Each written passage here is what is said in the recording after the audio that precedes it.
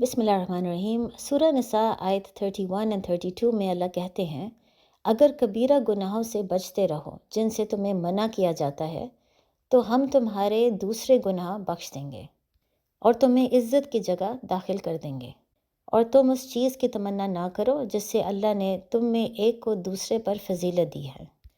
मर्दों के लिए उनके अमाल से हिस्सा है और औरतों के लिए उनके अमाल से हिस्सा है, और अल्लाह से उसका फ़ज़ल मांगो, बेशक अल्लाह हर शय को जानने वाला है।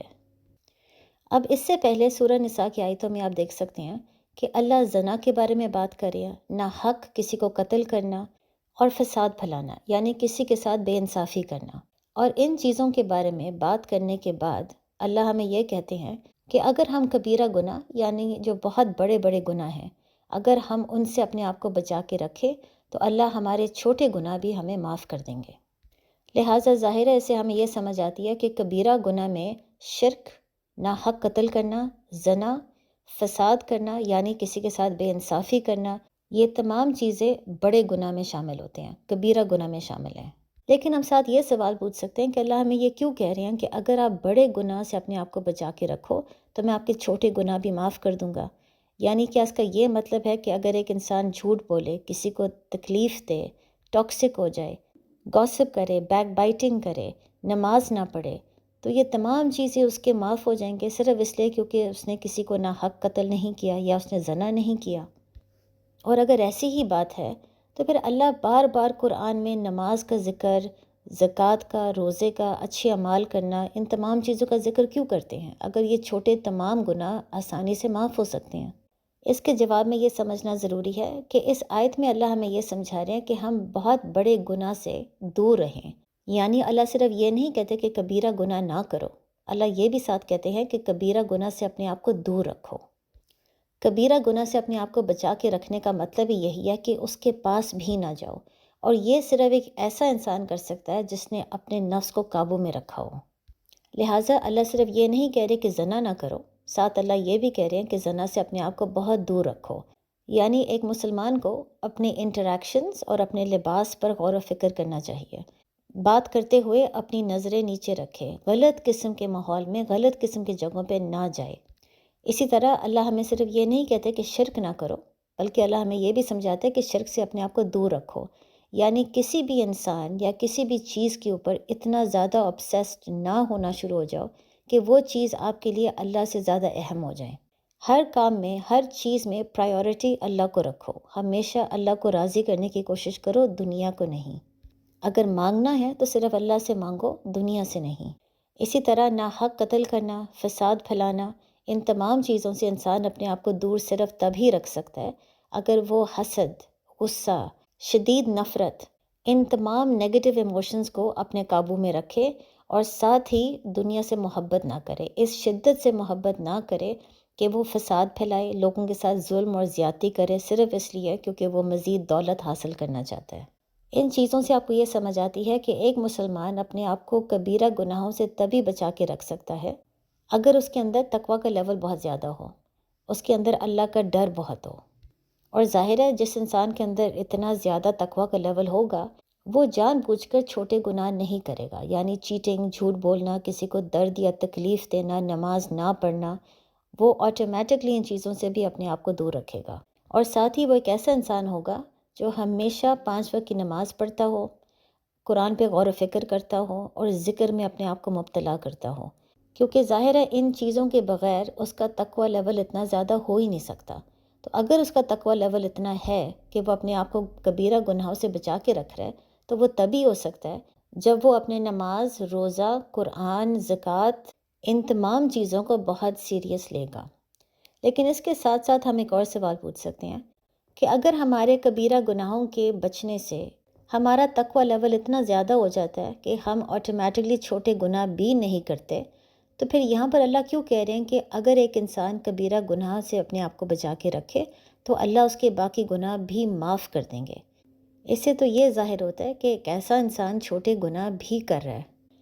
इस आयत में अल्लाह हमें ये समझा रहे हैं कि जो इंसान कबीरा गुनाह से अपने आप को बचा के रखेगा उसके अंदर तकवा बहुत ज़्यादा होगा और उसकी वजह से वो छोटे गुनाह बहुत कम करेगा, लेकिन वो करेगा ज़रूर। یہ ہو نہیں سکتا کہ ایک انسان زندگی میں کبھی جھوٹ نہ بولے، کسی کو تکلیف نہ دے، ہمیشہ اپنے ایموشنز کو قابو میں رکھیں۔ ہم سب لوگ انسان ہیں، اور انسان ہونے کے ناطے یہ ناممکن ہے، کبھی نہ کبھی تو ہم سے گناہ ہوگا۔ لہٰذا اللہ ہمیں اس آیت کے ذریعے تسلی دے رہے ہیں کہ اس وقت جب ہم سے چھوٹے گناہ ہو جائیں تو بہت زیادہ پریشان ہونے کی ضرورت نہیں ہے۔ اگر ہم جانتے ہیں کہ وہ چھوٹے گناہ ہم سے جان بوجھ کے نہیں ہوا، غلطی سے ہو گیا، تو بس توبہ کریں اور ان گناہوں سے بچنے کی مزید کوشش کریں۔ یہ وہ جگہ ہے جہاں پر شیطان سب سے زیادہ ہمارے اوپر حملہ کرتا ہے۔ شیطان چاہتا ہے کہ ہم اتنے پریشان ہو جائیں، ہم اتنے ہوپلیس ہو جائیں کہ ہم بار بار چھوٹے گناہوں کی طرف کیوں جاتے ہیں کہ اس کے بعد ہم توبہ ہی نہ کریں۔ ہم بس اتنے شرمندہ ہو جائے کہ ہمیں یہ محسوس ہو کہ اللہ ہمیں کبھی معاف ہی نہیں کرے گا، لہٰذا توبہ کرنے کا فائدہ۔ ہم اتنے ہوپلیس ہو جائیں کہ ہمیں یہ یقین آنا شروع ہو جائے کہ ہم جنت میں جا ہی نہیں سکتے۔ یہ وہ تمام چیزیں ہیں جو شیطان نے خود کیا تھا، اور وہ اب ہمارے اندر یہ چیزیں ڈالنے کی کوشش کرتا ہے۔ لہٰذا توبہ کرنے کے باوجود جب بھی آپ سے کوئی چھوٹا گناہ ہو جائے، اپنے آپ کو یاد کروائیں کہ آپ ایک انسان ہیں۔ آپ جتنا مرضی توبہ کریں، بعد میں جا کے انسان بھول جاتا ہے، اس سے دوبارہ غلطی ہو جاتی ہے۔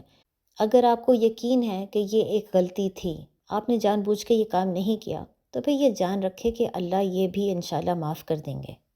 یہی بات اللہ ہمیں اس آیت میں سمجھا رہے ہیں کہ جو انسان اپنے آپ کو کبیرہ گناہوں سے بچانے کی کوشش کرتا ہے، کبیرہ گناہوں سے اپنے آپ کو بہت دور رکھتا ہے، اس کا تقویٰ لیول اتنا زیادہ ہو جاتا ہے کہ وہ چھوٹے گناہوں سے بھی اپنے آپ کو بچانے کی کوشش کرے گا، لیکن جب بھی اس سے چھوٹے گناہ ہو جائے، کیونکہ وہ ایک انسان ہے، بھول جائے گا، تب وہ جان رکھے کہ اللہ معاف کرنے والا ہے۔ اب یہ ہمیں تسلی دینے کے بعد اللہ ہمیں ساتھ یہ بھی سمجھا رہے ہیں کہ جو چیز اللہ نے کسی اور کو دے دی، اس کی تمنا نہ کریں، لیکن ساتھ ہی اسی آیت کے آخر میں اللہ ہم سے کہہ رہے ہیں کہ اللہ سے مانگو، کھل کے مانگو۔ لیکن پھر ہم یہ سوال پوچھ سکتے ہیں کہ ہم اللہ سے کھل کے کیوں مانگے، جب ساتھ ہی اللہ ہمیں یہ بھی سمجھا رہے ہیں کہ جو چیز اللہ نے دوسروں کو زیادہ دے دی، اس کی تمنا نہ کرو۔ یاد رکھیں سورہ نساء کے بالکل شروع میں اللہ ہمیں تقویٰ کے بارے میں سمجھا رہے تھے۔ تقویٰ اس کانٹیکسٹ میں جو ہم ایک دوسرے سے اپنا حق مانگتے ہیں، یعنی ہم دوسروں سے اپنا حق مانگتے ہیں، اور یہ بھی نہ بھولیں کہ دوسروں کا بھی ہمارے اوپر حق ہے، اور حق لینے میں اور دینے میں ہم کسی کے ساتھ زیادتی اور ظلم نہ کریں۔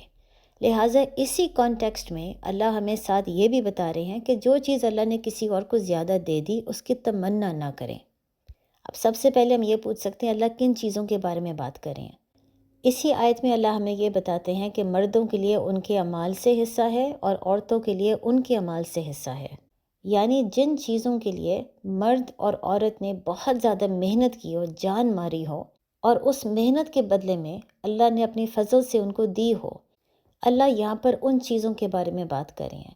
یعنی پیسہ، دولت، ایک اچھی شادی، اچھی نیک اولاد، اچھی نوکری، یہ وہ تمام چیزیں ہیں جن کے لیے مرد اور عورت بہت جان مارتے ہیں، بہت کوشش کرتے ہیں۔ لہٰذا اس آیت میں اللہ ان چیزوں کے بارے میں ذکر کر رہے ہیں۔ آپ کی شکل کے بارے میں، یا ہائٹ، یا سکن کلر، ان چیزوں کے بارے میں اللہ بات نہیں کر رہا، کیونکہ یہ وہ چیزیں ہیں جو جینیٹک ہے۔ آپ نے ان کے لیے محنت اور کوشش نہیں کی، آپ کو اللہ نے اسی طریقے سے پیدا کیا ہے، یہ آپ کی جینز میں ہے، اور جو چیز اللہ آپ کے لیے فیصلہ کر لے وہ ظاہرہ سب سے بہتر ہوگا۔ ویسے بھی ایک مسلمان کو اتنا زیادہ سیلف obsessed نہیں ہونا چاہیے کہ وہ بار بار اپنی شکل کے بارے میں سوچے، اپنے فیچرز کے بارے میں سوچے۔ اس کو یہ سمجھ آ جانی چاہیے کہ ایک مسلمان اپنے دل کی وجہ سے خوبصورت ہوتا ہے۔ اس کی انرجی لیول جب اچھی ہوتی ہے اور وہ نیک ہوتا ہے اور اچھے اعمال کرتا ہے، تبھی وہ خوبصورت لگتا ہے۔ اسی لیے تمام صحابہ اور تمام نبی، ان کی شکلیں، ان کی سکن کلر، ہائٹ، تمام چیزیں مختلف تھیں، لیکن سارے ہی خوبصورت تھے۔ لہٰذا اس آیت میں اللہ میں یہ بتا رہے ہیں کہ جن چیزوں کے لیے دوسرے لوگوں نے محنت کی ہو، جان ماری ہو، آپ وہ چیزیں اللہ سے مانگیں، چاہے وہ اچھی نوکری ہو، گھر، گاڑی، پیسہ، دولت، ایک اچھی شادی، ایک اچھی ریلیشن شپ، یہ تمام چیزیں اللہ سے مانگیں۔ لیکن ساتھ یہ جان رکھیں کہ یہ مانگنے کے بعد یہ ایکسپیکٹ نہ کرے کہ اللہ ایک دن آپ کو تمام چیزیں دے دے گا۔ جن مردوں اور عورتوں کو اللہ نے دیا ہے، وہ اللہ ساتھ ہمیں یہ بتا رہے ہیں کہ یہ وہ لوگ ہیں جنہوں نے اس پہ بہت زیادہ محنت کیا، جان ماری ہے، لہٰذا پھر اللہ نے ان کو دیا۔ اسی لیے جب آپ بھی اللہ سے مانگیں گے تو اللہ آپ کے لیے وہ راستہ کھول دے گا، لیکن اس راستے میں مشکلات ہوں گے، چیلنجز ہوں گے، بہت سے ٹیسٹس ہوں گے۔ اور اگر آپ اپنی محنت میں سنسیئر ہو، جہاد کرنے کے لیے تیار ہو، لیکن ساتھ ساتھ آپ کو یہ پتہ ہو کہ آپ نے اللہ کی حدود کو نہیں توڑنا، آپ نے اللہ کی مرضی کے خلاف کوئی چیز نہیں کرنا، تو آخر کار آپ کو بھی وہی چیزیں مل جائیں گی جس کی آپ خواہش کر رہے تھے۔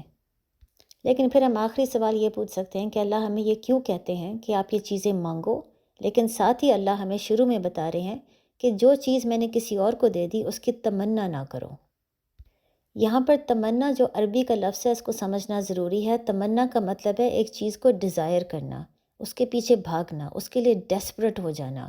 یعنی اللہ ہمیں آیت میں سمجھا رہے ہیں کہ جو چیزیں اللہ نے دوسروں کو دے دی ہے، آپ اس کی خواہش ضرور کریں، اللہ سے دعا ضرور مانگیں، لیکن تمنا نہ کریں، یعنی اس چیز کے پیچھے اتنا نہ بھاگیں کہ وہ آپ کی زندگی کا مقصد ہو جائے، کیونکہ جب آپ اس چیز کو اپنی زندگی کا مقصد بنا لیں گے تو وہ چیز پھر آپ کے لیے ایک فتنہ بن جائے گی۔ اور فتنہ سے یہ مراد ہے کہ اگر اللہ نے پھر آپ کے لیے وہ راستہ کھول دیا تو پھر اس فتنے کو حاصل کرنے کے لیے آپ کچھ بھی کر لو گے، چاہے آپ کو حرام کام کرنا پڑے، چاہے آپ کو پورا وقت پورا ٹائم صرف اس چیز کو دینا پڑے، یہاں تک کہ آپ کے پاس نماز، ذکر، قرآن، ان چیزوں کے لیے ٹائم ہی نہ بچے۔ لہٰذا جب ایک انسان اپنے فتنے کے پیچھے بھاگتا ہے تو وہ پھر اپنی زندگی کا مقصد بھی بھول جاتا ہے۔ لہٰذا جو چیز اللہ نے کسی اور کو دے دی ہو، آپ اس کی خواہش ضرور کریں، لیکن اس کی تمنا نہ کریں۔ یہ ضرور جان رکھیں کہ ہو سکتا ہے جس چیز کی آپ خواہش کر رہے ہیں وہ آپ کے لیے اچھی نہ ہو۔ مثلاً اگر آپ کے دوست کے پاس ایک بہت اچھی نوکری ہے اور آپ اسی نوکری کی خواہش کرتے ہیں، تو ہو سکتا ہے اللہ وہ آپ کو نوکری نہ دے، صرف اس لیے کیونکہ اللہ جانتا ہو اگر آپ کو وہ نوکری مل جائے تو آپ اللہ اور دین کو بالکل بھول جائیں گے۔ یعنی ہو سکتا ہے اللہ نے آپ کے دوست کو دے دی ہو کیونکہ اس کا تقویٰ کا لیول اتنا زیادہ ہو کہ وہ نوکری ہونے کے باوجود اللہ کو نہیں بھولا، لیکن اللہ جانتے ہیں کہ اگر وہی چیز اللہ آپ کو دے دے گا تو شاید اس کے محبت میں آ کے آپ کے اندر اتنا غرور آ جائے، دنیا کی اتنی محبت آ جائے کہ آپ اللہ کو ہی بھول جائیں اور آپ جہنم کے راستے پہ چلنا شروع ہو جائیں۔ اللہ جانتے ہیں کہ آپ کس طریقے سے ریاکٹ کریں گے، انسان نہیں جانتا۔ لہٰذا جو چیز اللہ نے کسی اور کو دے دی ہے اس کی خواہش ضرور کریں، اللہ سے ضرور مانگیں، لیکن تمنا نہ کریں۔ یہ توکل ضرور رکھیں کہ اگر وہ چیز آپ کے حق میں بہتر ہے تو اللہ آپ کو لازماً دے دے گا، اور اگر نہیں ہے تو اللہ اس کے بدلے میں آپ کو کچھ اور دے دے گا۔ السلام علیکم۔